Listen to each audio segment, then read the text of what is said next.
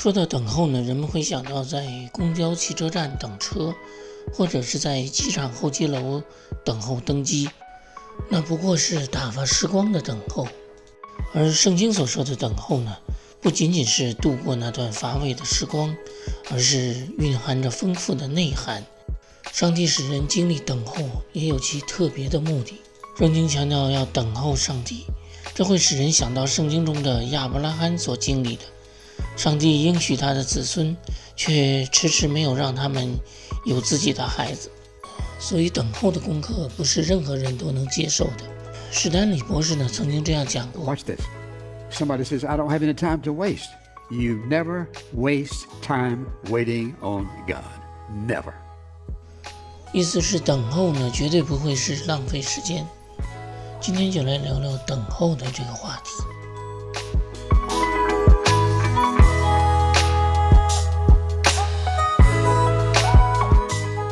缺乏呢，就是指物质层面或者精神层面的缺失，而等待呢，则是特指在信仰层面上，就是人祈求上帝，并且等候上帝的供应，来解决自己的缺乏。不仅仅是人祈求以后需要等待上帝成就所求的，也同样有另一种情形，就是上帝故意要人等候，那似乎也是人获得上帝恩典需要付出的一种代价。圣经呢阐释了上帝在人生命中的一个目的，就是借着人的等候，甚至让人经历失望。这就是人因为等待上帝的帮助，而看到那些解决问题最好的机会、最佳的时机慢慢的错过，这就是人的失望。但是上帝呢不会让人彻底的绝望，而是在人不太抱太大希望的时候，他的应许、他的帮助、他的供应突然来到。比如在拉撒路的故事中，拉撒路病了，那是他被医治的最后的机会，但耶稣呢却迟迟没有回到那里，直到他的病越来越严重，最后他死了。在人眼中那个机会彻底的没有了。所以马大呢对耶稣说，主啊，如果你早在这里，我的兄弟就不会死了。这话已经是带有责备的口吻，就是那机会已经错过了。同样，上帝应许亚伯拉罕说，我要使你的后裔好像地上的尘沙。亚伯拉罕信上帝所说的，并且因此而等候着，但上帝却迟迟没有行动，甚至他的妻子撒拉已经过了生育的年龄。上帝使人经历等候还有另外一个目的，就是使人更深地认识上帝。曾有牧师解释等候的意思就好像是聆听。当人因为自己的难处而求问上帝之后，人的心是非常渴望上帝的答复，这时候人的心是处于一种聆听的状态。亚伯拉罕的那个时代没有圣经，但是他那种向往、渴望以及聆听使得他的灵性得以提高。而今天的人虽然有圣经，却生活在忙碌之中，人们更喜欢使用逻辑的方式读圣经，查考解经书来明白那些经文的含义，而不愿意平静下来，用自己的心亲自与上帝互动，去明白他，去认识他。上帝曾让大卫经历了长期的缺乏，那不只是物质上的缺乏，而更多的是缺乏安全感。这样的经历呢，促使他渴慕上帝。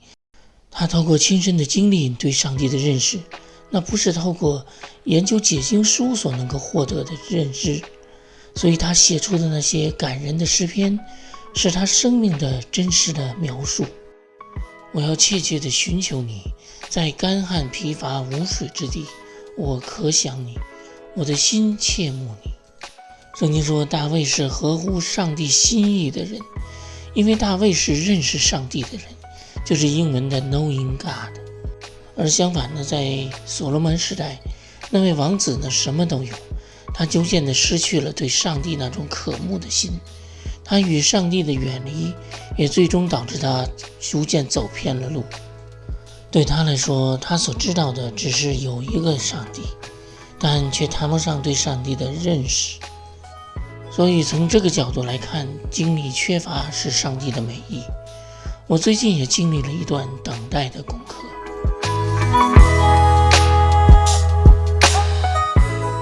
可能是由于俄乌战争、油价上涨、加拿大的通胀呢持续的飙升，政府呢为了遏制通胀，央行持续的加息。我没有想到自己所从事的行业也如此的受到影响。今年上半年呢，大一点的工程一个都没有接到，收入也几乎是没有。我做这个行业呢也10几年了，从未经历过这样的事。或许不完全是经济的原因，似乎也有信仰的原因，那就是上帝借着这样的经历在向我说话。我为自己工作的事呢祷告上帝，因为我指望着这样的收入养家。但几个月的时间过去了，状况并没有改变。令人担心的呢，就是银行账号上的数字在不断的减少。不过呢，上帝回答了我的祷告。曾听过别人的分享呢，是说上帝透过圣经的经文对人说话，但我这次得到上帝的启示呢，却不是从圣经，而是从我以前的视频。去年9月份的时候呢，曾分享过一集，题目是约瑟是如何胜过伤害。内容细节呢已经很难回忆起来了，但是就在几个月以前呢，有一个蹊跷的理由使我决定再次观看一下那一集的内容。不料其中有一段台词呢是这样的：那位上帝是看不见的，但他希望人相信他的安排，就是相信神的意思原是好的，这就叫信心，而不要定睛在眼下的工作、眼下的收入。我当时讲这句话的时候并没有特别的用意，这是在总结我过往工作中的一个经历而已。但就在那一天，当我再次听到这句话，心里有一个特别的感觉，相信这就是上帝借着我自己曾说过的话来回答我向上帝的祷告。不要在乎眼下的工作、眼下的收入，这就是鼓励我不要受环境的影响。无论是工作还是收入，都属于环境的一部分。我想要的是工作，是收入，但似乎上帝有他自己的用意。通过这次经历呢，我明白了为什么当年以色列人要转去拜偶像，因为上帝没有满足当时以色列人想要的。等候上帝不仅仅是等候，而是一种选择。以色列人不愿意等候，于是他们选择其他的神。因为要等候上帝呢，就需要将自己想要的搁置起来。以色列人不愿意，于是他们选择其他的神。同样，扫罗呢，在上帝试验他的时候，也是因为这个而失败了。他等候撒母耳来献祭，他等了7天，撒母耳没有露面。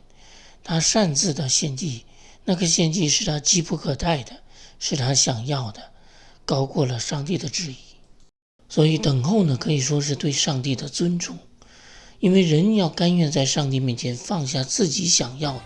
虽然在教会里人人都表现得十分的虔诚，无论是高唱赞美的诗歌，还是低头默祷，但人内心中是否真的尊重他，不在那些敬拜的仪式中，而是在经历缺乏中，在困境中，在人自己的利益直接受到影响的时候，如何做出选择。不在乎我们口里唱了多少赞美的诗歌，也不在乎我们的祷告话语是多么感人肺腑，而在乎我们在这样的光景下是否愿意放下自己想要的。我们的选择诉说了我们信仰的一切。上帝就是利用这样的光景来试验我们。似乎是在这一点上我通过了试验。半年过去了，突然之间呢，有一位陌生人联系我，于是有估价，有合同，有工程，不仅是这一个，而是一个接一个接踵而至，甚至连周末都不能休息。我想到年初的时候呢，因为没有工作，每天呢需要出去走走路，活动一下身体。离我住的地方不远呢，有一个小的湖。记得那是2月6号的那天，积雪还没有融化，我独自的坐在湖边的椅子上，与上帝对话。心中呢有一个感觉，说这平静的日子只是暂时的。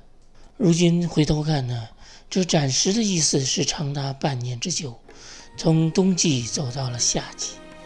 这10几年来，我从未打过广告，但上帝的安排呢，使我总能接到工程，有工作，也有收入。或许上帝想要看看我所信赖的是上帝自己，还是他所赐的工作，所以他暂时地把我的工作拿走了，但如今他又还给我了。